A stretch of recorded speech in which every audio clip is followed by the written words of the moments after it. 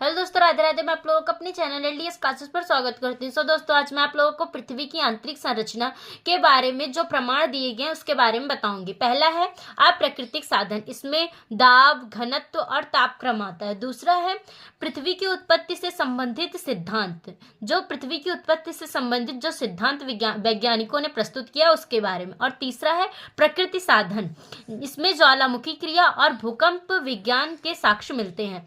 पहला है अप्रत्यक्ष क्षेत्र, जिसे कहते हैं इनडायरेक्ट सोर्स।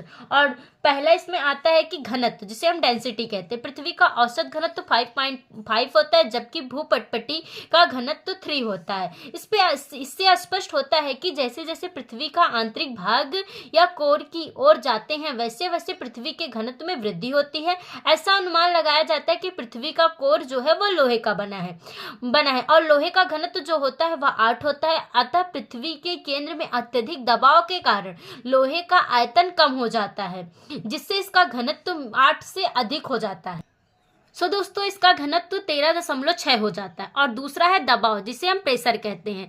कोर के अधिक घनत्व के संबंध में चट्टानों के भार व दबाव का संदर्भ दिया जाता है। यद्यपि दबाव बढ़ने से घनत्व बढ़ता है, लेकिन चट्टानों के दबाव को सहन करने की एक अपनी क्षमता होती है। इसके बाद दबाव चाहे जितना बढ़ जाए, परंतु घनत्व नहीं बढ़ता है। दोस्तों, इसमें कहा गया है कि जो घनत्व होता है उसकी एक सीमा होती है।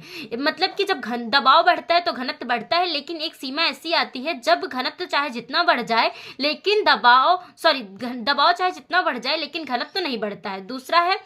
तीसरा है तापक्रम, जिसे हम टेम्परेचर कहते हैं।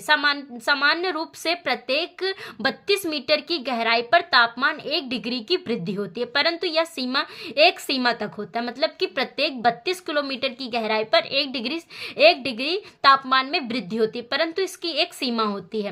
और प्रथम 100 किलोमीटर की गहराई में प्रत्येक किलोमीटर पर 12 डिग्री की वृद्धि होती है। मतलब कि जब प्रथम 100 किलोमीटर हम जाते हैं तो प्रत्येक किलोमीटर पर 12 डिग्री की वृद्धि होती है। और 300 किलोमीटर की गहराई में प्रत्येक किलोमीटर पर 2 डिग्री की वृद्धि होती है। फिर प्रत्येक किलोमीटर पर 1 डिग्री की वृद्धि होती है। दोस्तों, धन्यवाद। कैसे लगी वीडियो कमेंट सेक्शन में जरूर बताएं।